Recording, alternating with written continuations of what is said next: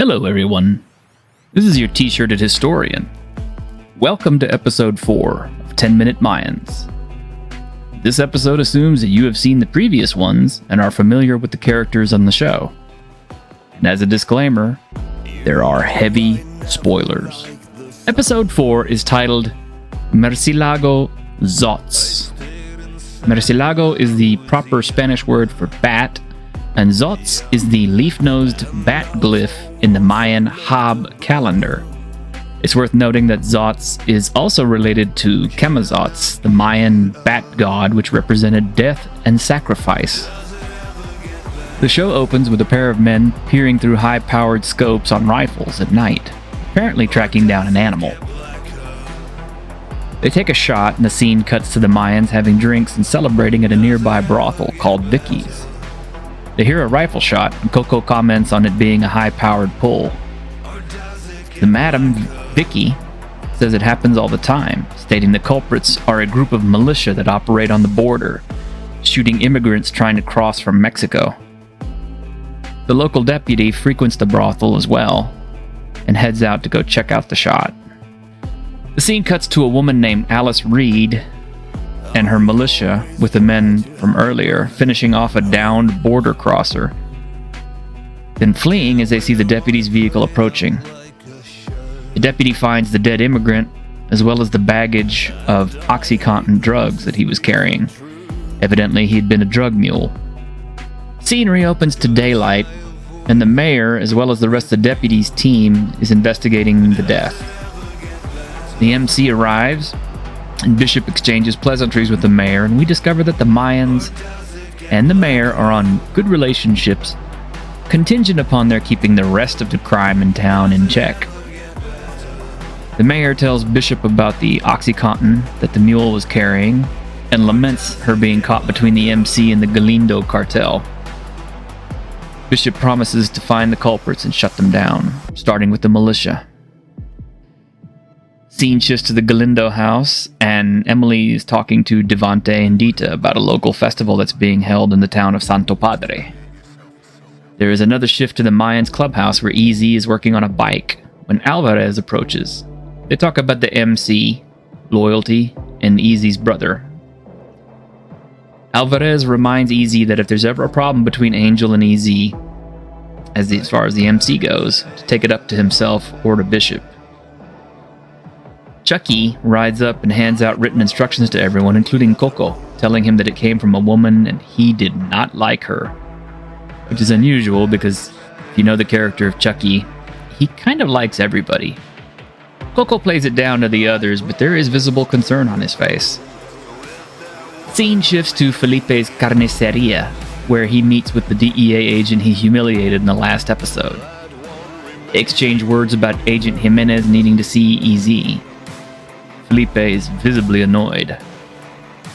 Scene cuts to the Mayans arriving at the home of Alice Reed's militia compound. Bishop has some heated words with Alice, accusing them of being racists.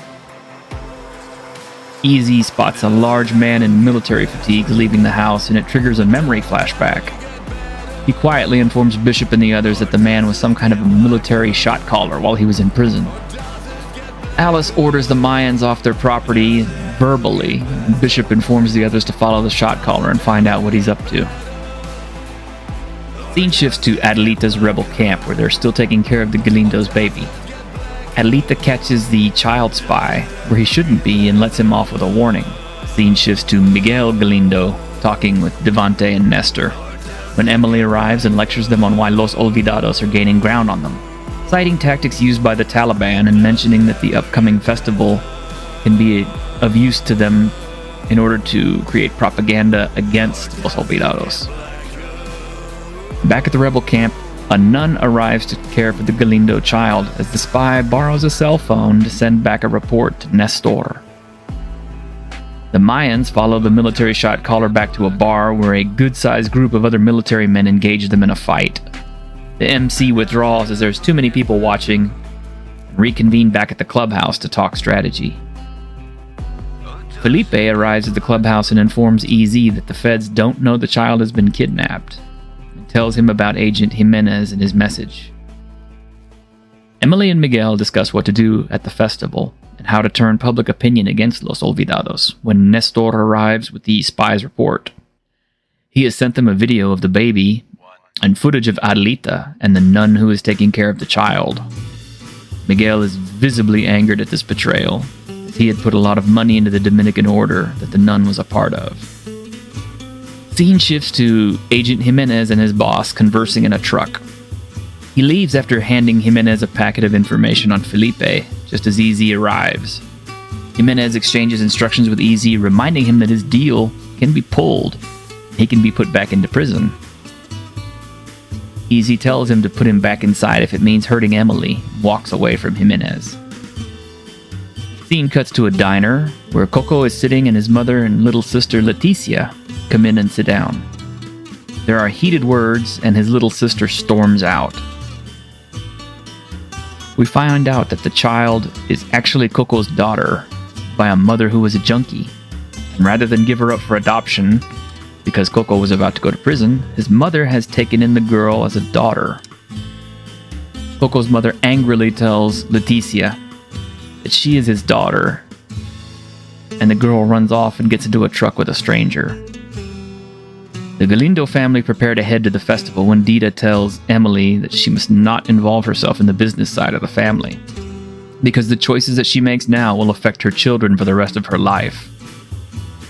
As they drive off, the scene shifts to Jimenez arriving to talk to Felipe, trying to get him to make EZ play ball and go along with his demands. When Felipe snubs him, Jimenez threatens him with the information he dug up on him, telling Felipe that he will tear this family apart in order to get what he wants. Felipe stoically ignores him. He's got shit to do. The MC arrive at the militia's compound at night, heavily armed and ready for battle. They approach the house, finding the outside deserted, and are immediately shot at by the last remaining militia member, Dennis. As Dennis flees, the Mayans split up, one group chasing Dennis and the other entering the house, only to discover that everyone inside the home has been killed execution style. Dennis is taken down by Angel shooting him, and he tells the Mayans that Cole must have done it. Angel finishes Dennis off, telling EZ to cut Dennis's finger off in order to access the cell phone. As the Mayans reconvene, they pack up the corpses to dispose of across the border.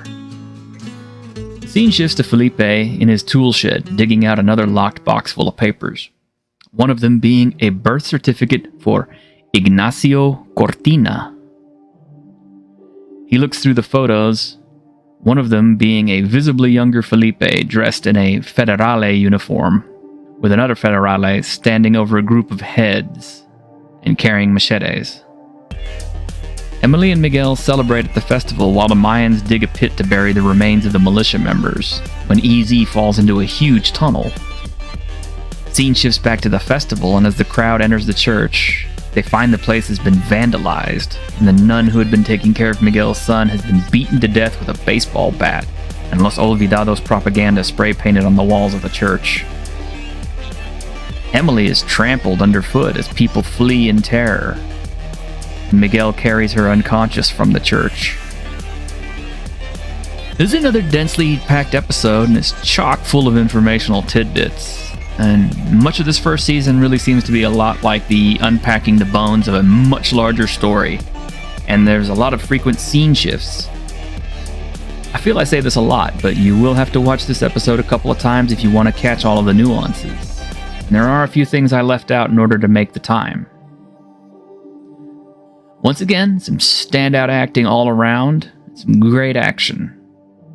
The narrative speeds along in another densely packed episode, and as always, it was exciting and enjoyable. Be sure and join me again next week with another 10-minute Mayans episode, and please don't forget to leave a like and subscribe to my channel if you enjoyed the video. Till next time, adios, and take care.